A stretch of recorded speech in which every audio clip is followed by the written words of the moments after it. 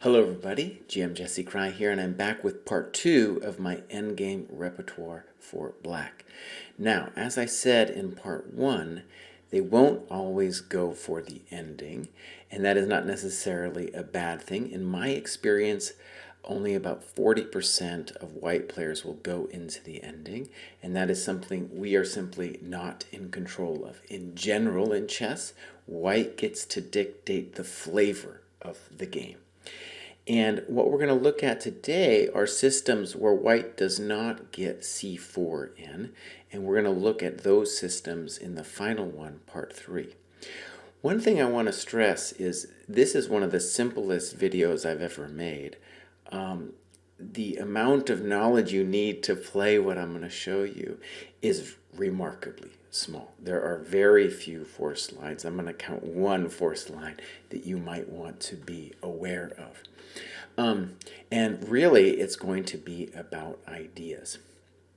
Now, in this position, which, by the way, can arise from a variety of move orders, not only e4, but you could also get it, let's say, d4, d6, d4, also totally possible. So if we imagine this position coming, the ideas are going to be mostly the same regardless of what white does here. We are going to look at what, in my experience, when white gets this position, what in my experience is by far the most common moves, at least amongst GMs, and that's bishop c4. It looks aggressive. Now, there are other moves. We're going to take a look at the end of this video at those other moves. We'll first look at bishop c4. And let's play bishop e7, castle c6. Okay.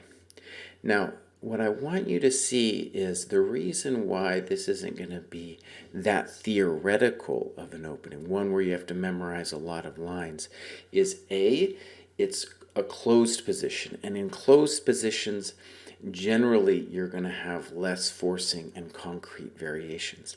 Number two, it's a setup. And once you get some of the ideas of the setup, then you'll be ready to face almost anything that comes. So let me just point out a few things about this position. We have less space, a little bit less space, and that's why the computer is not going to be thrilled with this position if you give it to a computer. Different computers, by the way, evaluate the space advantage differently. And I want to say about space is that in the same way you're testing your opponent in the ending if he goes to the endgame variation, or she, here you're testing your opponent with their ability to play with a little bit of extra space. And it's not an easy thing to do. It really is a skill. And in my experience, white, in the games that I've played, white wasn't really able to, come crashing in or dominate me with space on a practical level. Okay, so a couple things I want to mention. One problem that white has to deal with is that there's a tension here. And chess players generally don't like tension. And the first thing we should say is that if he ever takes on e5, we say thank you very much, because that will free my knight, which is closed in by this pawn. It will free my bishop, and my position really will lose any problems it really had. Similarly, if he pushes d5, there's a variety of ways this d5 move can happen, and we're going to talk about it a little later, but in general, it's not what white wants to do. Okay, so there's a tension there that he has to keep, and it's hard for him to keep, and we'll get into it a little bit more. The next thing, this is really an important feature of the opening, is that with the move c6, we are dominating the white knight. And so one of the reasons we're going to survive almost any onslaught that he throws at us is because that knight isn't going to be easily able to partake in any kind of attack he throws our way. So those are some of the key features of the position. And now let's go into first the one variation that I think you need to know. If you play this, almost invariably if you play this long enough, you will find the following idea at least once. Somebody's going to take here. And at first it seems like it's a beautiful thing for white. In fact, it's a disastrous mistake. They'll see this and it looks great. I remember doing this when I was a kid, and it just looked so beautiful for white. But the problem is, it's white who's losing, or at least much worse. Let's look at rook f1, takes the pawn, and knight e5. This is really the one position and series of moves you'd probably want to know to play this opening. And to my mind, it's a great example of how the power of the minors is strongest just out of the gate, out of the opening, and becomes weaker in comparison to the rooks as the game moves on. If you imagine the board opening up, then these white's rooks would be strong. At the moment, though, they're not really doing much of anything. And black's minors here are very angry.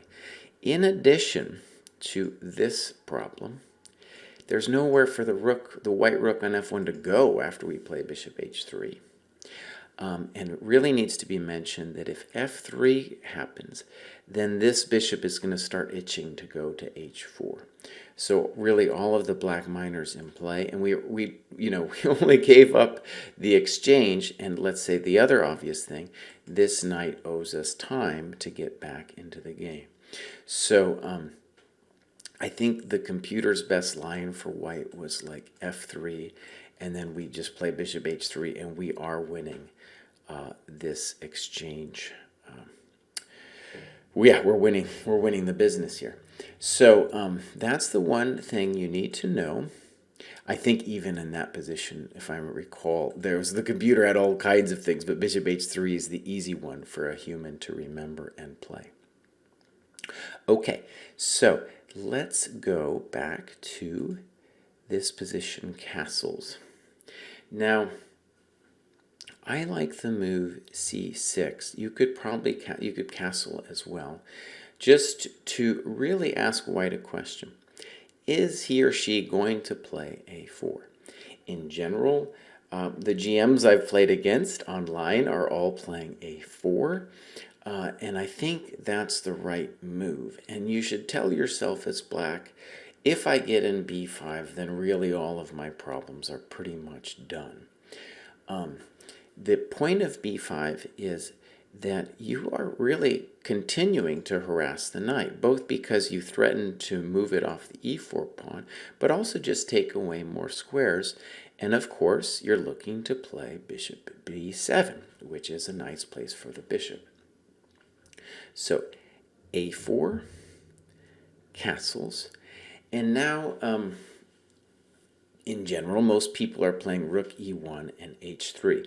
But I want to give you, one thing I want to give you a sense of is there's a frustration for white here, because even though white looks nice and has a space advantage, it's really unclear what the guy should do. But before I do that, let me just share with you, there's another way of playing this position, which I don't entirely approve of, but I just want to mention it.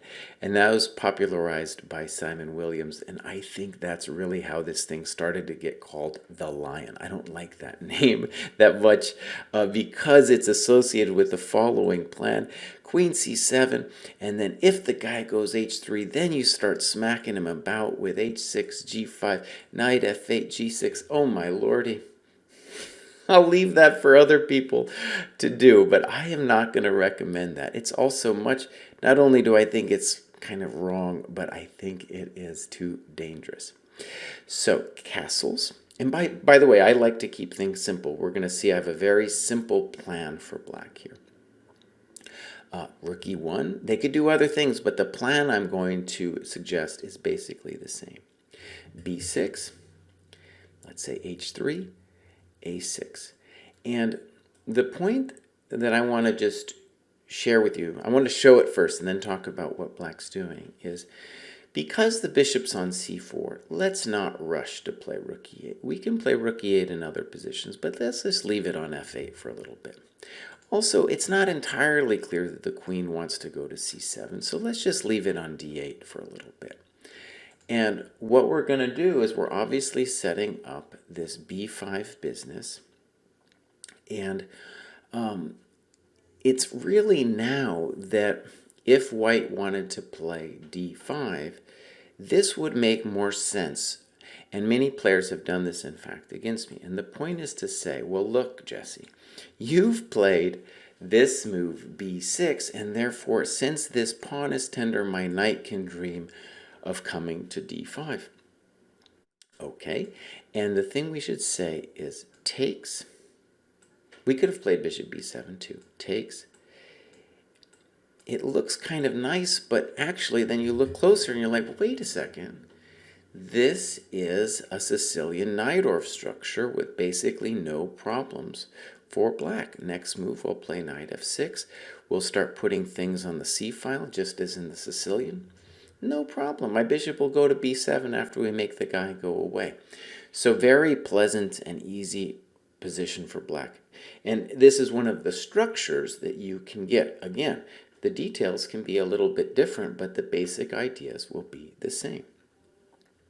So I thought I'd just show a general idea here. So let's say bishop b3. And you could play bishop b7, but I was thinking about it like, let's just play rook b8. And we're just going to play b5 to dominate the knight and to grab some space on the queen side. No rush to commit in the d8 queen yet or the rook on f8. Now, one thing that they will inevitably try against you is at various points to throw knight h4 on you. So let's take a look at some of those options here. So if we go back and let's say knight h4 here. In general, this knight h4 is going to be met by some kind of counter strike in the center, and the following would be an example of that. d5, check to the bishop, check to the queen, knight f d5. And we're hitting the knight on h4, bishop f6 is coming. We're doing great, no problem at all. Let's look at a different knight h4. Let's say knight h4 here.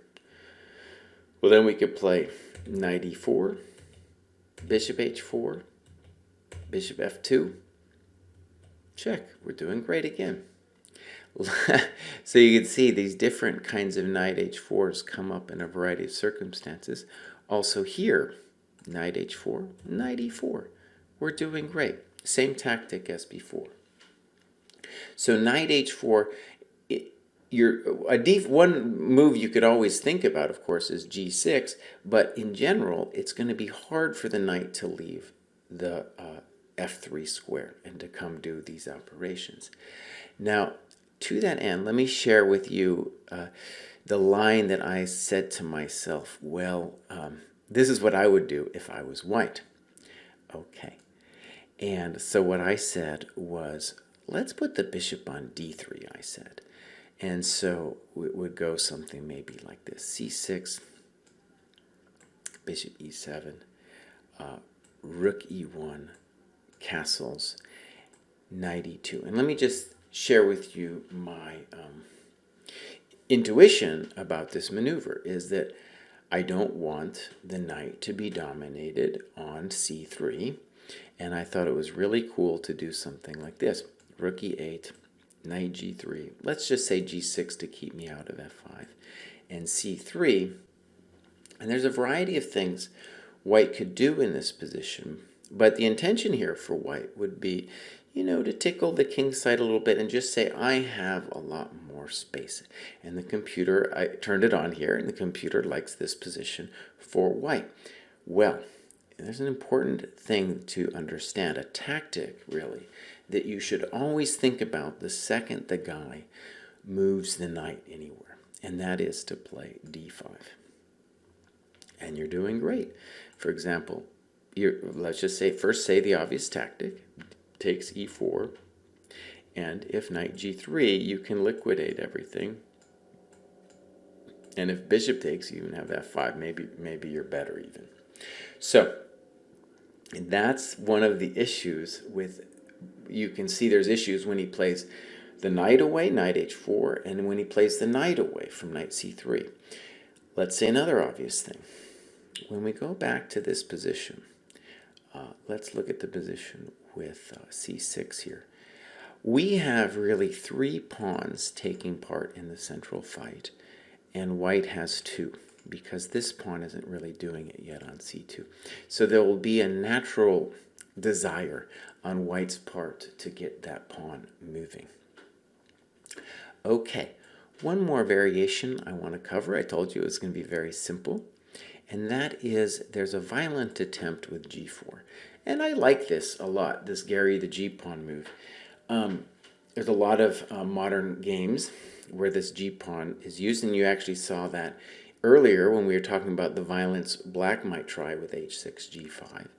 And the idea is not just to go after the king or attack, but to try to, by knocking the f6 knight, to get some central control by kicking him away from the center. Now, there's all kinds of moves, but the simplistic one that I like is just to play g6. And if g5, knight h5. And one of the things I want to point out to you here, and we'll talk about this a little bit in part 3, is that a natural cousin to this structure is the King's Indian, right? Where you play g6. And so if you're playing this, you can transition in a lot of positions to a King's Indian structure. And that's one of the things that makes it kind of nice. Now in this position, I could give a lot of variations, but the very simple way to conceive of it is we're not going to get mated on the king's side anytime soon. White's claim has to be that the knight is off sides, and the tension, let's say, for the rest of the game is we're still going to play, let's go ahead and play like bishop e3, let's play queen d2, castles, and c6. The tension is going to be attack on both wings, but we're really coming pretty fast with b5. And will this knight be terrible? I just want you to see that white has to take care to avoid an effective, how do you want to put outposting on f4. For example, if he ever takes especially, let's just play king b1, then knight f4 is definitely always going to come into consideration, because then our bishop will be totally loosed on that diagonal. Okay, so like I said, a very simple setup without a lot of concrete variations, easy to learn. And one of the things that I enjoy about this is it's something, first of all, you can learn very easily.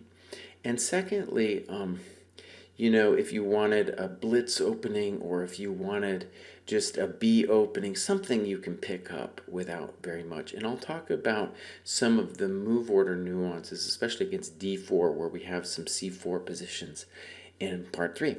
Okay, I'll see you then.